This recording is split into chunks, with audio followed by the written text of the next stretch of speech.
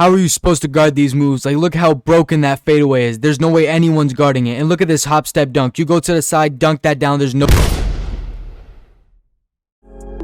This bitch show. Count bands, got my pockets eating well. Niggas tripping over hoes, they need help.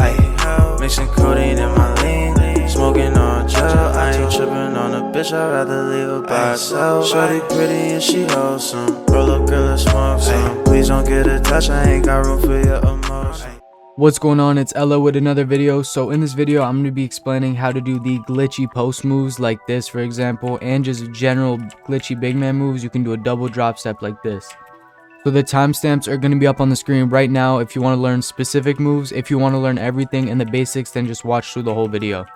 Before we get started, I want to make sure you have the right animations on. So if you want to head over to the animations tab, you want to make sure that the drift shot you have on is basic 1. You can either use basic 1 or Joshua Robbins for your post fade.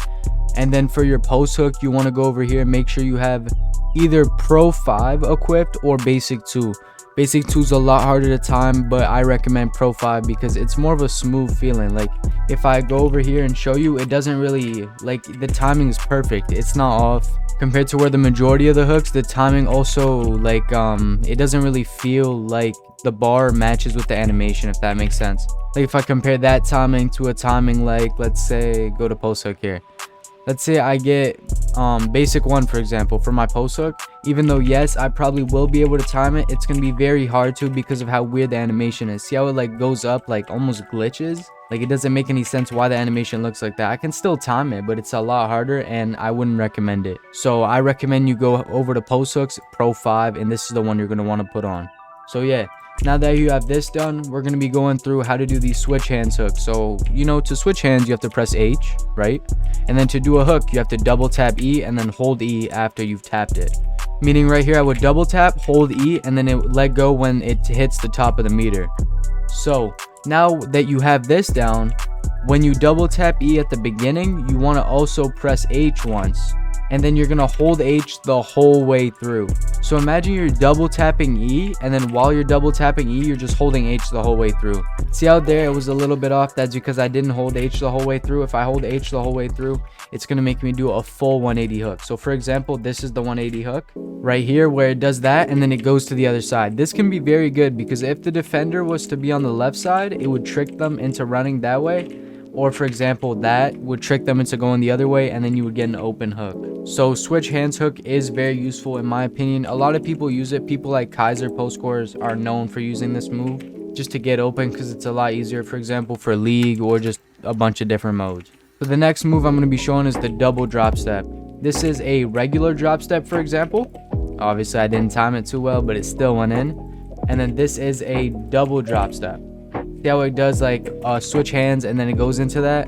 There are also different variations of the double drop step, like the reverse double drop step or the post hook double drop step, which is stuff like this, and then it goes like a little bit laggy. And see how it goes. So for the double drop step, well, you have to know, let's cover the basics of the regular drop step. Of course, for the double drop step, you have to know how to do a regular drop step, which is just double tap E and then hold E to time while you're in the post. Now for the double drop step, you want to do the same thing except double tap H while you're double tapping E. So the same time you double tap E, I want you to double tap H, and it should look like this. See how it went the complete other way? Now, depending on the side you want to go to, that's the key you want to be holding. So if I want to go on the right side, I would hold D when I do it.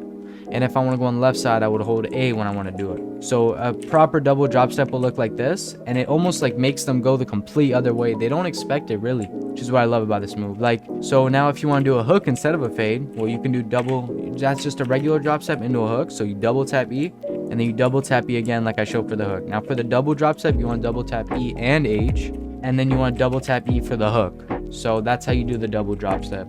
So now we have the, well, now that I showed the switch hands hook and the other one, we have the delayed hook, which the delayed hook's a lot harder to do. It looks like this right now. I'll put it up on the screen.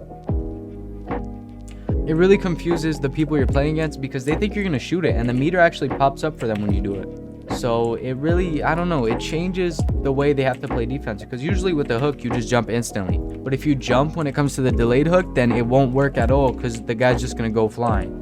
right? There's also old ones like this, which is you press H as soon as you get out of the post. See, look at the ball. And it also switches hands when you're actually out of the post. See how the ball like goes through my body? You used to be able to do it in a step back. See, I just did it right there. So it just takes practice, really. You press H whenever you exit out of the post. It just takes practice, and over time you're gonna learn it. Really, it's just a timing thing.